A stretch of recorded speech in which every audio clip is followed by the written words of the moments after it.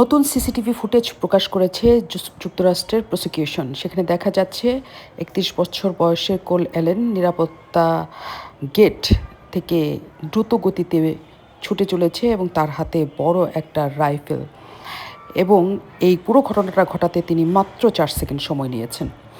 নতুন প্রকাশিত এই ফুটেজ অনেক বেশি স্বচ্ছ ঝকঝকে ছবি, এবং তাতে দেখা গেছে যে 25 তারিখে হিলটন হোটেলে অতিথি হিসাবে ঢোকেন এই অ্যালেন।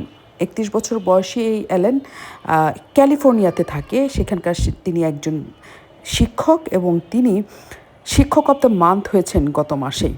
তিনি খুব ভালো শিক্ষক, এবং তিনি কেন আসলে ডোনাল্ড ট্রাম্পকে হত্যা করতে চেয়েছিলেন তার কোনো প্রমাণ পাওয়া যায়নি। যা বলছিলাম, তার কোনো তথ্য এখনও পর্যন্ত প্রকাশ করা হয়নি। যা আমরা বলছিলাম যে 25 তারিখে হিলটন হোটেলে ঢুকে, এবং এই অ্যালানকে দেখা যায় যে করিডোর ভেদ করে, করিডোর পার হয়ে তিনি হোটেলের যে জিম আছে, ব্যায়ামাগার, সেখানেও তিনি ঢুকেছিলেন 25 তারিখে, ঘটনাটার আগের দিন। এবং এখানে তিনি কোনো পোশাক, ব্যায়ামের পোশাক পরে ঢুকেন নাই। তার পোশাক দেখেই বোঝা যায় যে তিনি আসলে বোঝার চেষ্টা করছিলেন যে কোথায় কি কেমন করে আছে এবং কি করতে হবে। এটাকে বলা হয় রেকি করা, যে কোথা দিয়ে তিনি ঢুকবেন বা কিভাবে তিনি আক্রমণ করবেন, নিশ্চয়ই তিনি তা ভাবার জন্য সেই জায়গাতে ছিলেন। এবং দীর্ঘ সময় তিনি ব্যায়ামাগারে থাকেন, এবং সেই পুরো ফুটেজটাই সেখানে প্রকাশ করা হয়েছে। এবং যখন এই ফুটেজটা আইনজীবী প্রকাশ করেছেন, তিনি খুব লম্বা সময় ধরে তিনি সেটার লম্বা ফুটেজটা শর্ট করে দেখিয়েছেন, কিন্তু দেখা যায় যে সেখানে সে অনেকখানি সময় ধরে এই ব্যায়ামাগারে ঘোরাঘুরি করেছেন। এবং এই অ্যালান ব্যায়ামাগারে বেশ কিছু সময় থাকার পরে তিনি আসলে মানে সেখানে কোনো ব্যায়াম বা জিম যাকে বলা হয় সেটা সে করেন নাই, কারণ তার পোশাক স্বাভাবিক পোশাক ছিল, এবং অনেকক্ষণ থাকার পর তিনি সেখান থেকে আবার ব্যায়ামাগার থেকে তিনি বেরোয় চলে যান।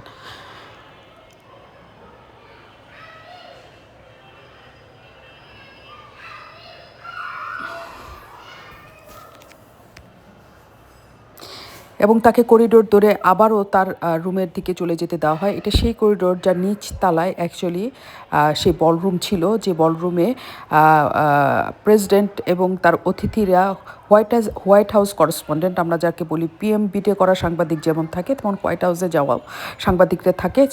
তাদের একটা অ্যাসোসিয়েশন আছে, সেই অ্যাসোসিয়েশনের পক্ষ থেকে একটা ডিনার পার্টিতে আসলে যোগ দিতে গিয়েছিলেন। 3 মিনিট পরে সে যখন এই করিডোর দিয়ে ফিরে যায় হোটেলে, এবং দেখাচ্ছিল যে 3 মিনিট পরে আবার তাকে দেখা যায় যে তিনি ফিরে আসছেন।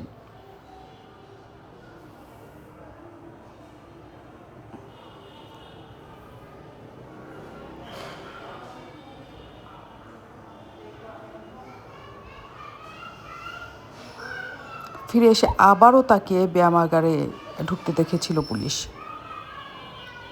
এবং সেই সিসিটিভি ফুটেজে দেখা যায় যে তিনি আবারও এই জায়গাটাতে এসেছেন। এপ্রিল 25-এ 8:30 PM যখন 23 PM যখন তখন আসলে তাকে এই ব্যায়ামাগারে দেখা যায়, যখন আসলে ডিনারটা শুরু হয়েছে।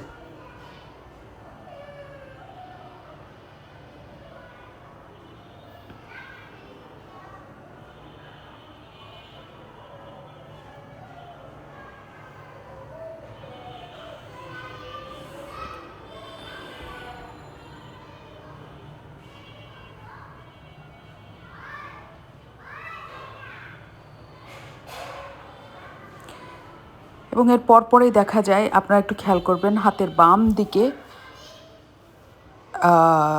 বৃত্ত আঁকা, উনি এসে অ্যালান এসে এখানে ঢুকেন কোট টোট পরা, এবং একটা রুমের ভিতরে সে ঢুকে যায়। এবং আপনারা খুব খেয়াল করতে থাকবেন যে এখানে কী ঘটনা ঘটে। রুম থেকে সে বের হয়ে আসে, এবং তার লুকানো কোনো রাইফেল ছিল না, তার হাতে অটোমেটিক রাইফেল ছিল। সেটা নিয়ে সে দ্রুত গতিতে সেইখানে যেটা মেটাল ডিটেক্টর আছে, নিরাপত্তা বলয় ভেদ করে সে ঢুকে যায়। এবং বলা হয়ে থাকে সে ঝুঁকে যেতে যেতে একজনকে রাইফেলে গুলি করে, এবং সেই বডিগার্ড আহত হয়। তার বুলেটপ্রুফ ভেস্ট থাকার কারণে তিনি বেঁচে গেছেন। তবে এই ঘটনায় সে নিরাপত্তা ব্যূহ ভেদ করে ঢুকে যাওয়ার সময় হোঁচট খেয়ে তিনি পড়ে যান। তখনই তাকে ধরতে সক্ষম হয় পুলিশ। এবং এই সময় তার কাছে আরেকটা কাটা রাইফেল এবং 2-3টা ছুরি পাওয়া যায়। এবং যেখানে আসলে নিরাপত্তা বলয়টা, সেইখানে কিন্তু কিছু হচ্ছিল না। তার নিজের বেসমেন্টে আসলে বলরুম ছিল। তার নিচ তলায় ট্রাম্পসহ সবাই সেই জায়গাটাতে ছিলেন। তো এই আততায়ী কেন আসলে ডোনাল্ড ট্রাম্পকে হত্যা করতে চেয়েছেন, সেটা নিয়ে বারবার প্রশ্ন তৈরি হয়েছে। কিন্তু এখনও পর্যন্ত তার স্বীকারোক্তি কিছু পাওয়া যায় নাই। তার দোষ সাব্যস্ত হলে তার 10 বছরের কারাদণ্ড হবে, যে আর্মস নিয়ে ঢোকা এবং এক জায়গা থেকে, যেহেতু সে ক্যালিফোর্নিয়ার নাগরিক, এক জায়গা থেকে আরেক জায়গায় আসা, এই পুরো ঘটনার জন্য তার 10 বছরের কারাদণ্ড হতে পারে। এবং তার বাইরে তার যদি নিশ্চিতভাবে ধরা পড়ে যে ডোনাল্ড ট্রাম্পকে তিনি হত্যা করতে চেয়েছিলেন, তার শাস্তির মেয়াদ এদিক ওদিক আরও অনেকখানি বেড়ে যেতে পারে। তবে কেন এই এত ভালো একজন শিক্ষক, যে টিচার অব দ্য মান্থ হয়, তিনি এই কাণ্ড করলেন, তা এখনও পর্যন্ত জানা যায় নাই।